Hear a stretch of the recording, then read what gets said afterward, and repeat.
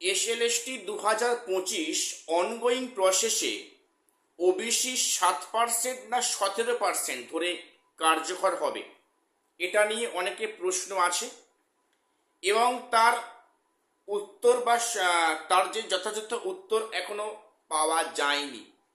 সরকার থেকে এখনো স্বচ্ছ করে কিছু বলেনি, তবে ইঙ্গিত কিন্তু পরিষ্কার।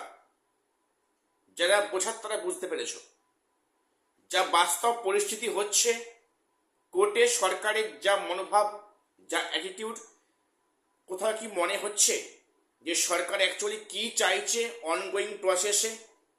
আমি অনেক ভিডিও করেছি এই ওবিসি নিয়ে, তা সত্ত্বেও অনেকে ভিডিও দেখে গালিগালাজ করেছ। তো দেখো, প্রত্যেকের সাথে প্রত্যেকের মতামত যে এক হবে তার কোনো মানে নেই। এটা ম্যান টু ম্যান ভ্যারি করে, এটা তো মানতে হবে। কাজেই আজকে ভিডিওটাতে শোনো।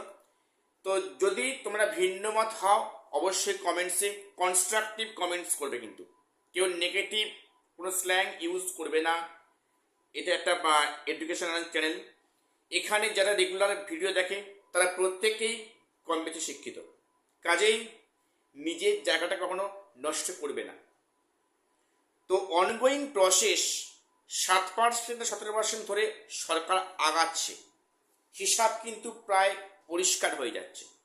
আমরা দেখলাম গত 3 আগস্ট কলকাতা হাইকোর্টে যে এসএলএসটি মামলার শুনানি উঠেছিল, সেখানে একাধিক মামলা ছিল, কিন্তু সেখানে কোনো মামলা প্রসিড হলো না। কেন? রাজ্য সরকার এখন এই মুহূর্তে কোর্টের কাছে উত্তর দেওয়ার মতো পরিস্থিতিতে নেই। অর্থাৎ এটা যদিও আবার লিস্টেড হয়েছে আগামী 7 আগস্ট তারিখে। তো গতদিন যেটা দেখলাম, সরকারের পক্ষ থেকে সময় চাওয়া হয়েছে, এর মধ্যে নতুন কোনো মামলা অ্যাড বা শুনানি করা যাবে না, এমনটাই নির্দেশ ছিল। তো এইবারে দেখো, সরকার কিন্তু বা নতুন সরকার কিন্তু এসএলএসটি সেকেন্ড প্রক্রিয়াটাকে প্রসিডিং করছে বা করার চেষ্টা করছে। সেখানে দেখলাম যে 9-10-এর 3টে সাবজেক্টে ভেরিফিকেশান কন্টিনিউ হচ্ছে, আগামী 7 সেপ্টেম্বর পর্যন্ত কন্টিনিউ হবে। তার মধ্যে হয়তো 9-10-এর ইন্টারভিউ প্রক্রিয়াও শুরু হবে, ইঙ্গিত এমনটাই বলছে। এবং সেখানে দেখলাম যে গতকাল রিসেন্টলি যে এসএসসি কিন্তু একাদশ দ্বাদশের বাকি সাবজেক্টে কাউন্সেলিং একটা ডেট ডিক্লেয়ার করেছে। তো এর দ্বারা কি বোঝানো হচ্ছে? সরকার কিন্তু ওবিসি নিয়ে এখন এই অর্থে কিছু মানে আগাতে চাইছে না। এটা পরিষ্কার একটা কিন্তু ইঙ্গিত বোঝা যাচ্ছে। সরকার এখন এই মুহূর্তে ওবিসি কেস নিয়ে মাথা ঘামাতে চাইছে না, এবং সরকার যেটা করছে সেটা হচ্ছে কি অনগোয়িং প্রসেসে পুনরায় রান করছে। দেখো, এই যে একাদশ দ্বাদশ বলো 9-10 বলো, এর তো তোমার নোটিফিকেশান পরীক্ষা হয়ে গেছে এবং সেখানে ইন্টারভিউ লিস্ট প্যানেল তৈরি হয়েছে আগের সেই 17% নিয়ম ধরে ওবিসিতে। এখন সরকার সেই প্যানেলটাকে যে প্রসিড করতে যাচ্ছে বা আগাচ্ছে, সরকার সেখানে কিন্তু 17% ধরেই আগাচ্ছে। একটু ভেবে দেখবে, সরকার সেখানে 17% ধরে কিন্তু আগাচ্ছে, আর এর মধ্যে সরকার এই কোনো কেস নিয়ে মাথা ঘামাচ্ছে না বা আমল দিচ্ছে না।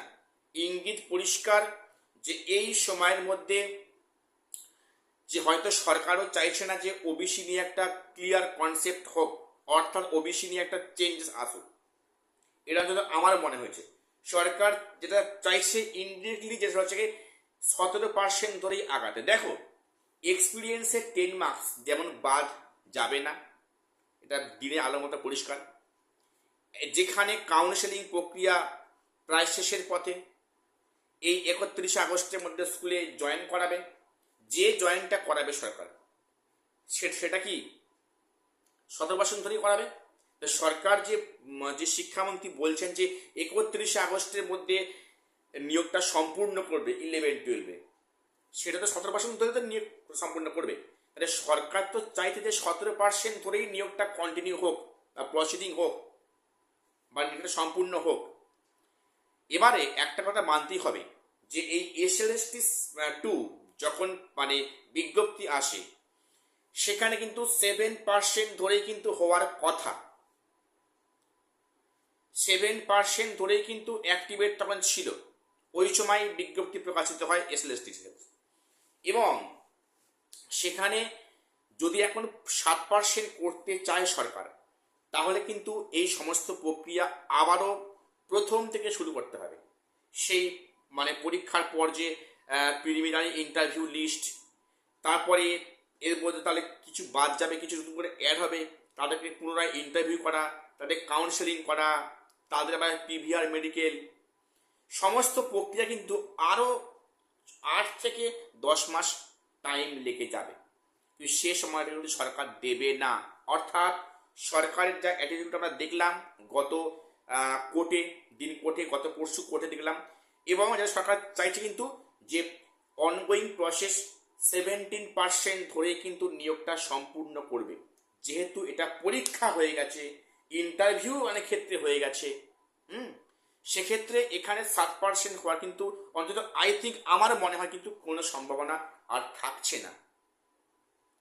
তো যদিও এক্সপিরিয়েন্স বা ইত্যাদি মামলা কিন্তু আগামী শুক্রবার পুনরায় লিস্টেড হয়েছে, সেখানে কিছু আপডেট আসবে কিনা এই মুহূর্তে বলা খুব টাফ, বা আদৌ আসার সম্ভাবনা আছে কিনা সে নিয়ে একটা বড় প্রশ্নচিহ্ন কিন্তু আছে।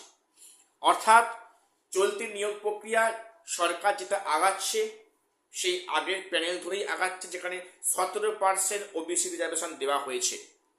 অর্থাৎ কোথাও ইঙ্গিত পরিষ্কার, অনগোয়িং প্রসেস 17% ধরেই হচ্ছে, অন্তত সেভাবে কিন্তু পরিস্থিতি আগাচ্ছে। এবার আমি তো 100% সঠিক নয়, আমার এটা বক্তব্যটা হয়তো তোমার জন্য ভুল হতে পারে। এটা নিয়ে যেহেতু এখনো কোনো ডিসিশন হয়নি, সেহেতু অনেককে অনেক কথা বলবে। একটু ভেবে দেখো যে বাস্তব পরিস্থিতিটা কোন দিকে আগাচ্ছে, সরকার কোন পথে হাঁটছে, এই প্রক্রিয়াটা কোন পথে হাঁটছে, হিসাব পেয়ে যাবে। কাজেই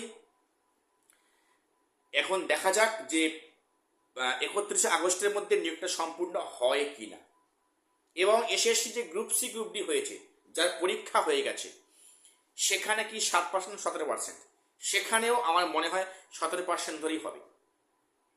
যদিও এটা এখনো মানে ডিক্লেয়ার করেনি সরকার, যা ইঙ্গিত যা আভাস পাচ্ছি 17% হওয়ার সম্ভাবনা খুব বেশি। আমি আবারও বলছি, আমার এটা ভুলও হতে পারে, কিন্তু একটা বাস্তবটা ভেবে দেখো যে সরকার কোন পথে বা পরিস্থিতিটা কোন দিকে আগাচ্ছে। তবে হ্যাঁ, যে সমস্ত এক্সামে মানে পরীক্ষাটা কি বিজ্ঞপ্তি প্রকাশ হয়েছে এখনো পরীক্ষা হয়নি, সেখানে কিন্তু 7% ধরে নিয়োগ হবে, যেহেতু এখনো এক্সামটা কন্ডাক্ট হয়নি, এক্সাম নেওয়া হয়নি। যেমন ওয়েস্ট বেঙ্গল কোঅপারেটিভ সার্ভিস, ঠিক আছে, সেখানে পুনরায় ক্যাটাগরি চেঞ্জ করা হচ্ছে। কারণটা কি, ওখানে বিজ্ঞপ্তি অনেক আগে, কিন্তু এখন সেখানে পরীক্ষা নেওয়া হয়নি, সেক্ষেত্রে 7% ধরে আগাবে।